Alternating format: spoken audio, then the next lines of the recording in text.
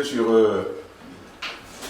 le thème bien affiché, à savoir comment l'assurance du salut. Mais bien avant cela, je vais demander à mon frère Bob de nous conduire dans la sainteté du Seigneur afin qu'il bénisse les moments que nous allons passer ensemble. Oui. Seigneur, nous venons devant ta face pour te demander de diriger mon frère Antoine dans sa prédication et dans le bien-être qu'il va disposer dans nos cœurs, et qu'il puisse se bénir tout au long de cette journée, aussi la prédication de notre pasteur. Bénis tous ceux qui sont en vacances, aussi ceux qui sont présents, ceux qui sont en train d'arriver. Seigneur, merci de tout ce que tu fais dans notre vie, que tu nous aides à comprendre ton plan et ton amour que tu as pour nous. Et je voudrais prier au nom de ton Fils Jésus-Christ. Amen. Amen. J'ai l'assurance de mon salut. Vous avez d'un côté l'assurance et de l'autre salut. Ma sœur Aliana mentionne très bien au bac. Qu'est-ce que tu entends par l'assurance? C'est quand tu es sûr à 100%. Oui. L'homme de la rue te pose la question de savoir qu'est-ce que c'est que l'assurance. Quelle est la réponse que tu auras à lui apporter? J'ai cherché dans le dictionnaire. Non. Chercher dans la Bible. Voilà, dans la Bible. Je regarde les chrétiens, ça. Joe, Ah, c'est quoi l'assurance? l'assurance. Oui. Alors, c'est une excellente question. C'est quelque chose qui va nous protéger. C'est. Pas quand il y a une assurance maladie. Par exemple, oui. C'est quoi une assurance maladie? On va C'est un très bon exemple. On va être couvert sur du coup, les frais du médecin ou des médicaments. Ça va être la même chose avec l'assurance du salut. N'est-ce pas? Moi, L'assurance, vous avez parlé de quoi? L'assurance maladie. Exactement. L'assurance maladie nous couvre sur un certain nombre de maladies, n'est-ce pas?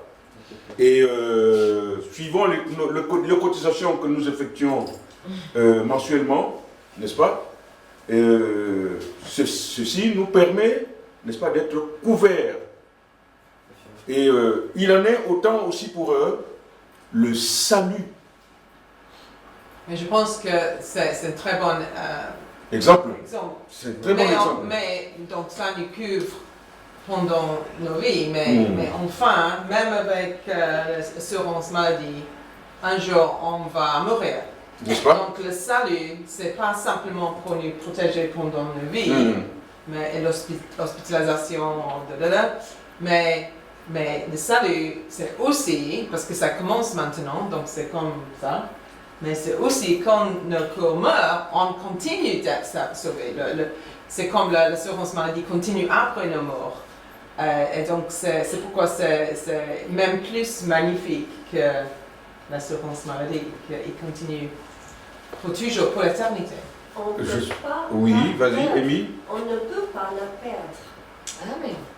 Cette assurance que nous avons du salut, n'est-ce pas? Elle est éternelle.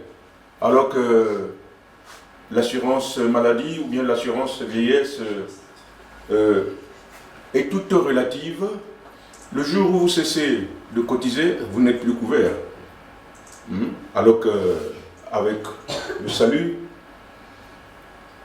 c'est de toute éternité.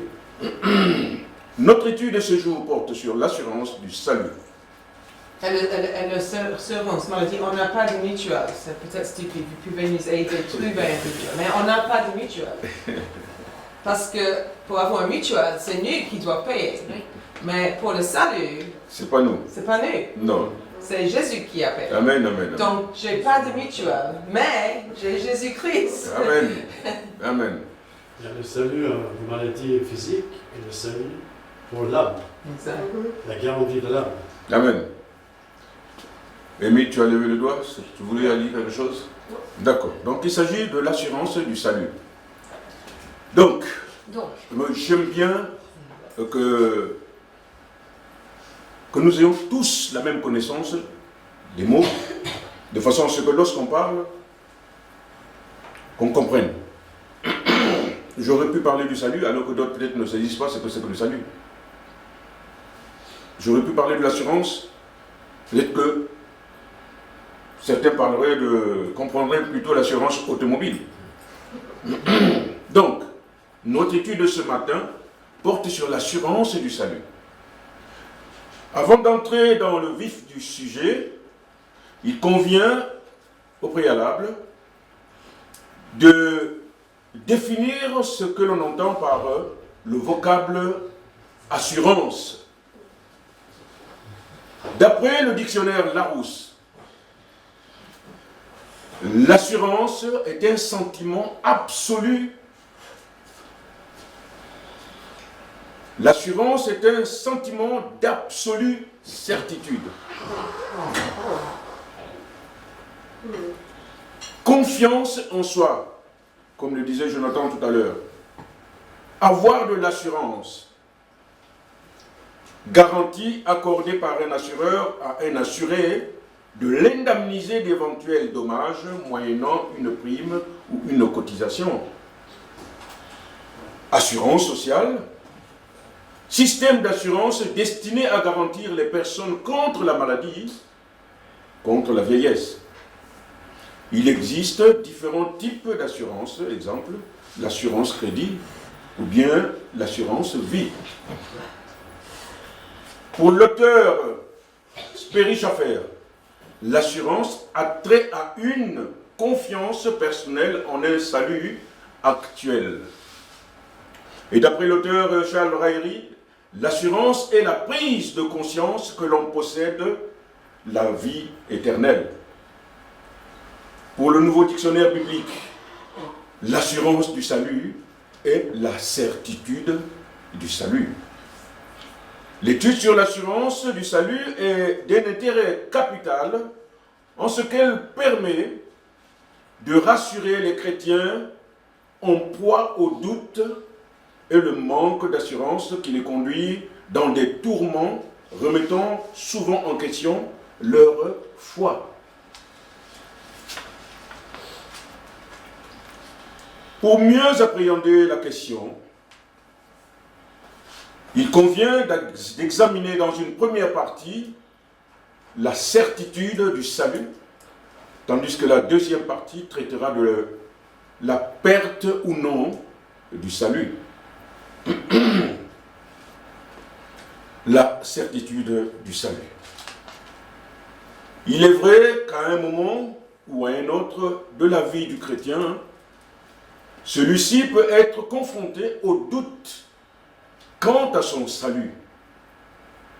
En effet, il est important de savoir qu'il existe pour l'homme deux états, c'est-à-dire l'état de l'homme sauvé et l'état de l'homme perdu.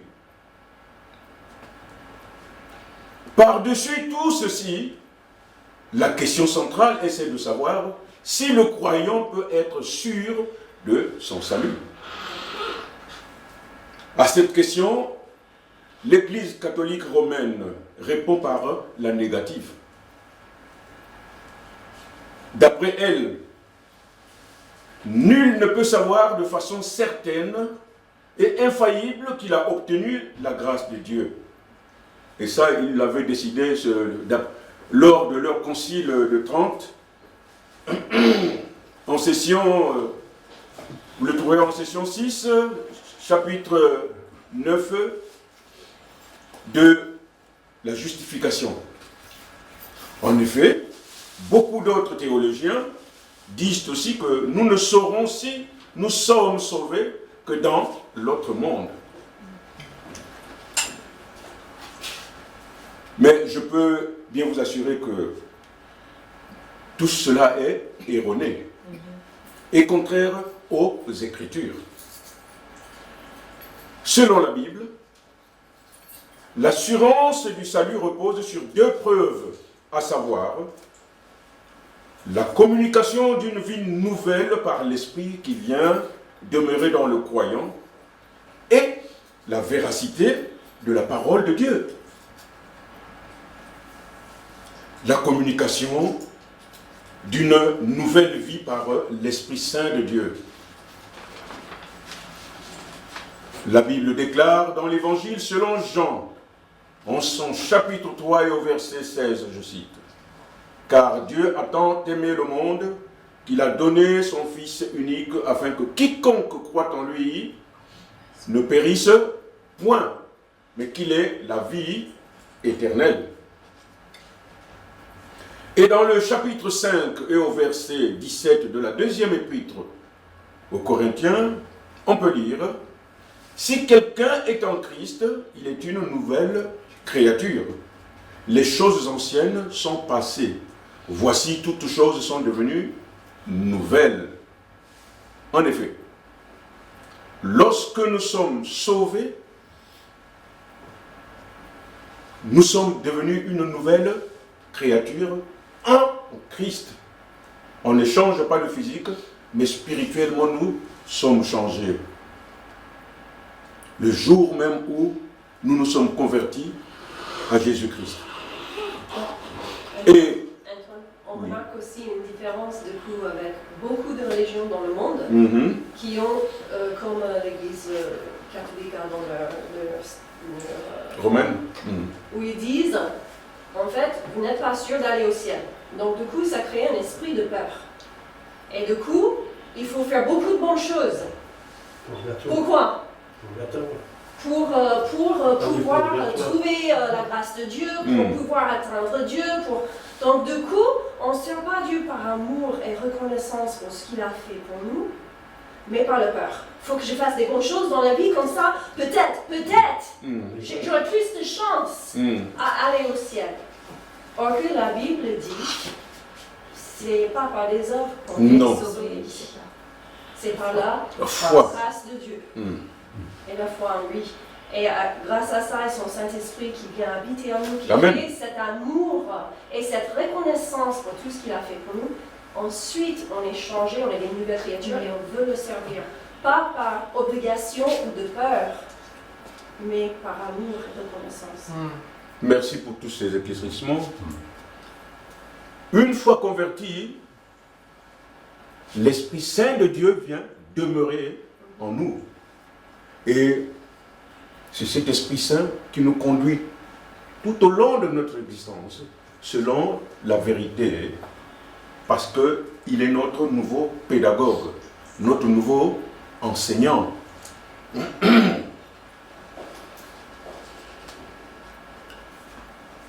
Tout homme pécheur, né de nouveau, reçoit à l'instant même l'Esprit Saint qui vient demeurer en lui et lui communique la vie qui est en Christ, dans laquelle il marche désormais en nouveauté de vie. Il est devenu notre pédagogue et nous révèle des choses qui sont incompréhensibles pour l'homme naturel, irrégénéré.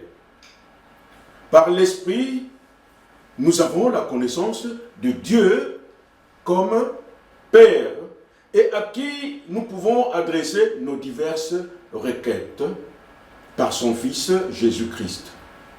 La Bible déclare dans l'Épître aux Galates, au chapitre 4 et au verset 6 et 7, je cite, « Et parce que vous êtes ses fils, Dieu a envoyé dans votre cœur l'Esprit de son Fils qui crie, Abba, c'est-à-dire Père. Ainsi, tu n'es plus esclave, mais fils.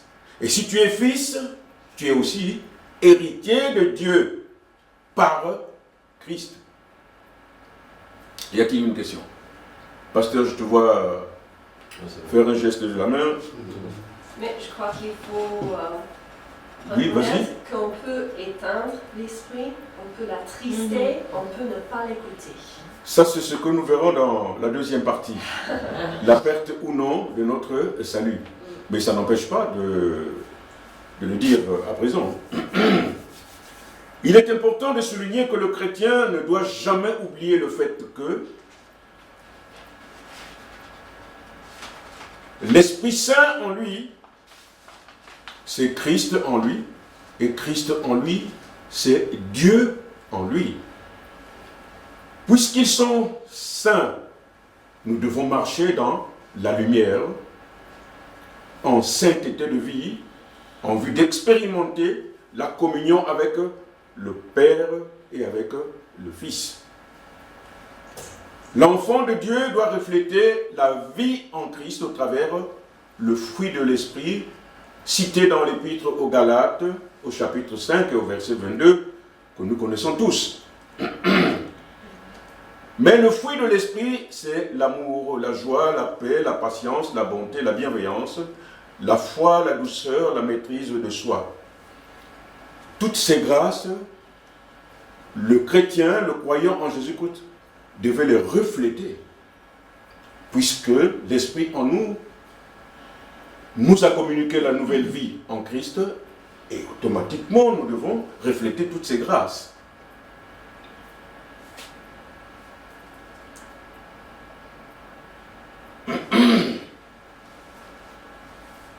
Le croyant en Jésus-Christ expérimente cette nouvelle vie aussi dans la prière, qui devient pour lui non seulement une réalité, mais le nouveau moyen par lequel il peut s'adresser au Père par son Fils. Par l'Esprit en lui, le croyant prie sans cesse pour lui-même, pour sa famille, pour ses amis, pour les âmes perdues et pour les autres croyants.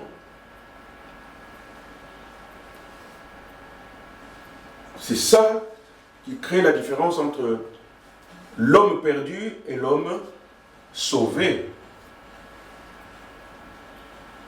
L'Esprit en nous nous révèle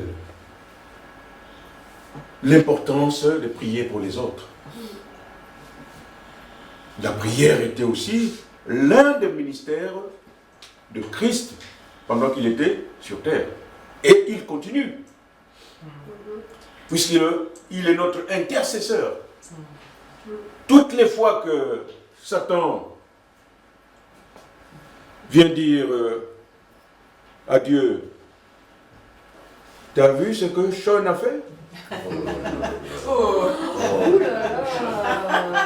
T'as vu ce que Sean a fait ?»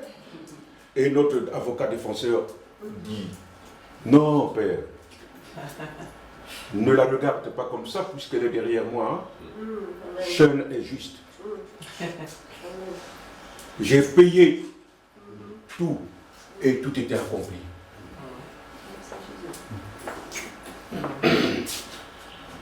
Donc, nous prions sans cesse pour eux, les uns et les autres. Tout ça ne vient pas de nous, mais ça vient de l'Esprit Saint en nous, puisque nous marchons maintenant en nouveauté de vie.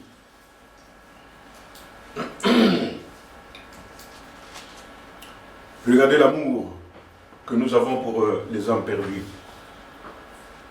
Nous sommes obligés de prier pour eux parce que l'Esprit nous a révélé l'importance qu'il y a à proclamer la parole, la bonne nouvelle partout, afin d'amener à Christ les nouvelles âmes, pour leur éviter la perdition. Et hier, nous ne connaissions pas ça. Nous ne savions pas qu'il fallait aussi prier pour eux, les âmes perdues, parce que nous-mêmes nous étions perdus. Mais une fois convertis, l'Esprit Saint nous révèle l'importance qu'il y a pour nous de prier pour les âmes perdues, afin de les amener elles aussi à Christ, afin qu'elles soient sauvées. Y a-t-il une question? Nestor, tu voulais dire quelque chose? Non. Mais parce que je t'ai vu bouger la bouche. Tout est clair, non.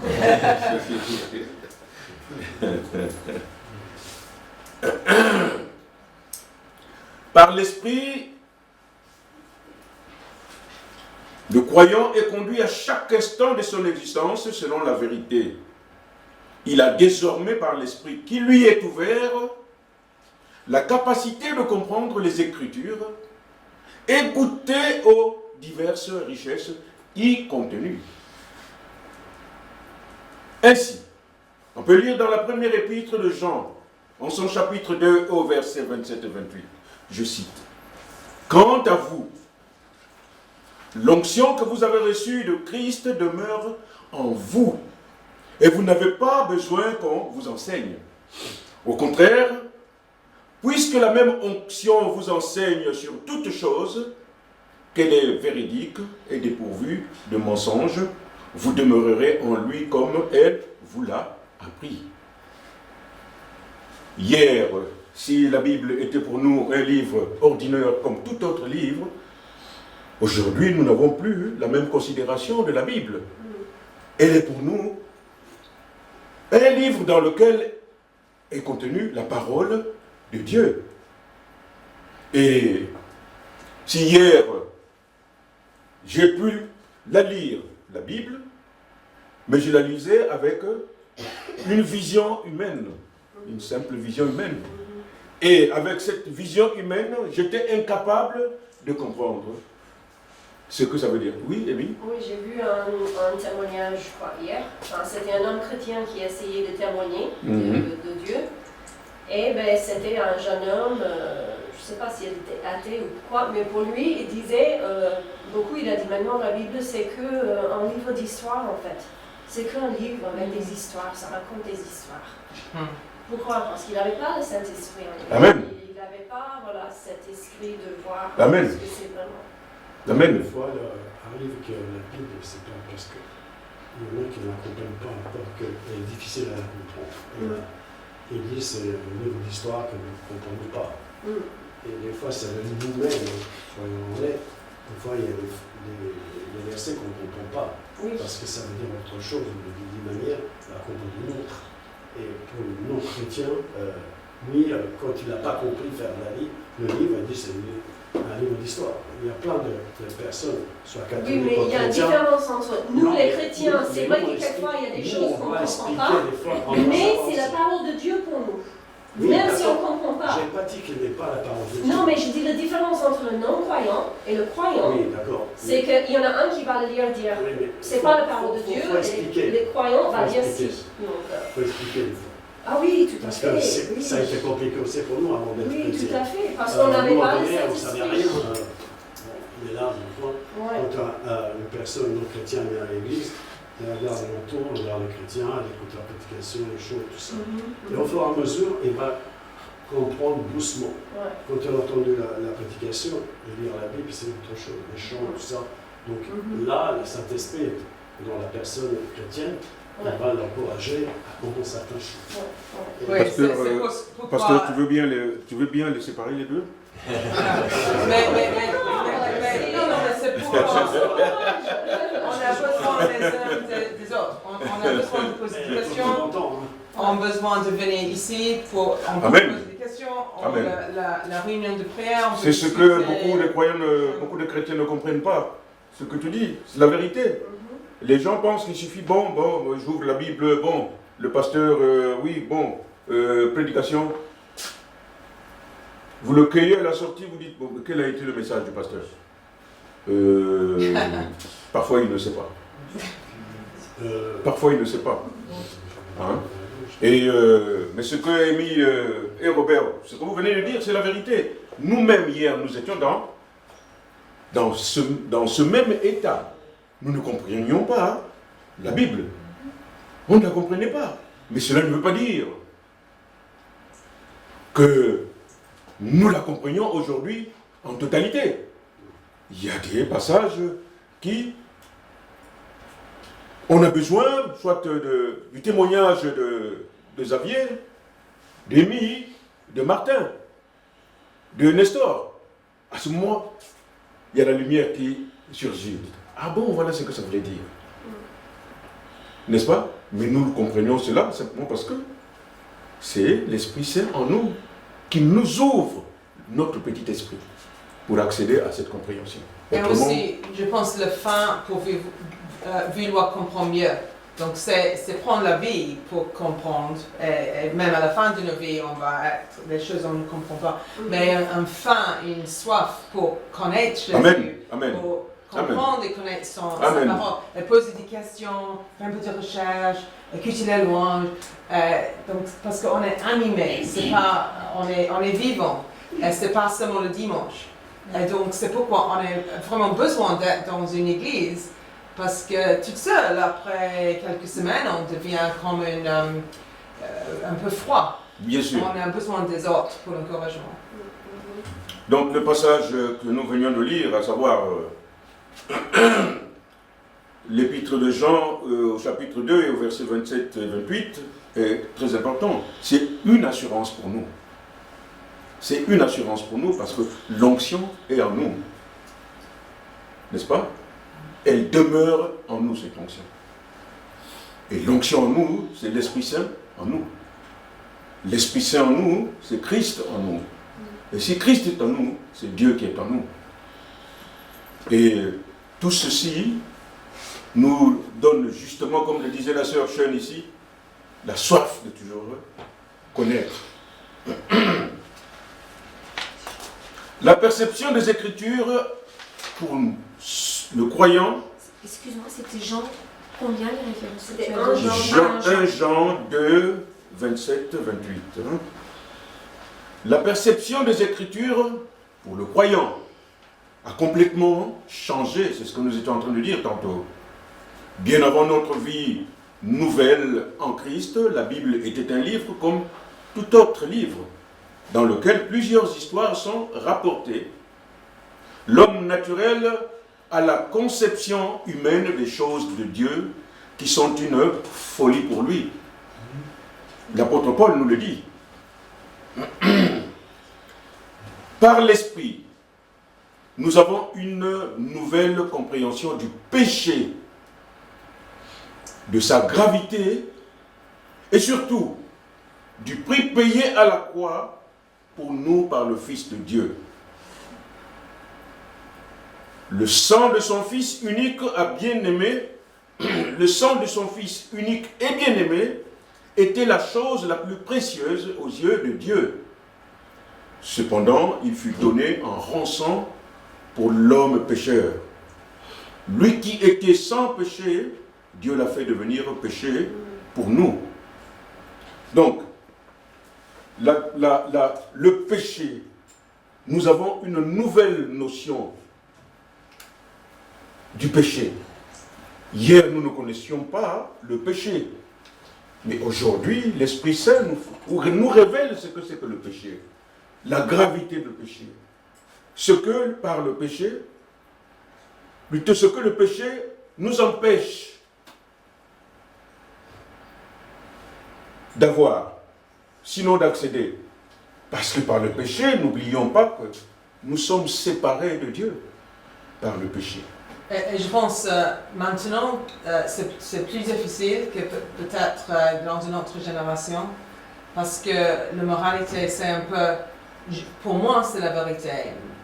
Pour moi, je l'aime. Pour moi, c'est vrai. Et donc, mais pour les chrétiens, dit oui, mais quelquefois, ce que je veux, c'est pas bon, selon Jésus. Et donc, même si c'est difficile. On doit voir les Écritures comme la vérité, comme le nord. Et je dois aller m'aligner selon les Écritures, la vérité de Dieu. Le danger quand on peut dire non, mais je peux être chrétien et faire ça et ça et ça. Mais Jésus dit non, c'est pas. Mais avec ma grâce, tu peux arriver, tu peux être pardonné, tu peux aller avec moi. Donc c'est très difficile, mais Dieu nous donne la liberté parce que suivre un chemin qui n'est pas le chemin de Jésus, c'est très dangereux, c'est plus difficile. Mais si hier encore, tu as parlé du pardon, qui n'est pas facile, qui est difficile, mais par la compréhension du péché. Si à nous, il nous a été pardonné, aujourd'hui, nous avons nous aussi la même facilité de pardonner aux autres. Quand bien même il est difficile, souvent nous disons quoi? J'ai pardonné mais je n'ai pas oublié. Non. Pardonne et oublie. Pour que quand tu vas dans ton lit, tu dormes d'un sommeil de juste.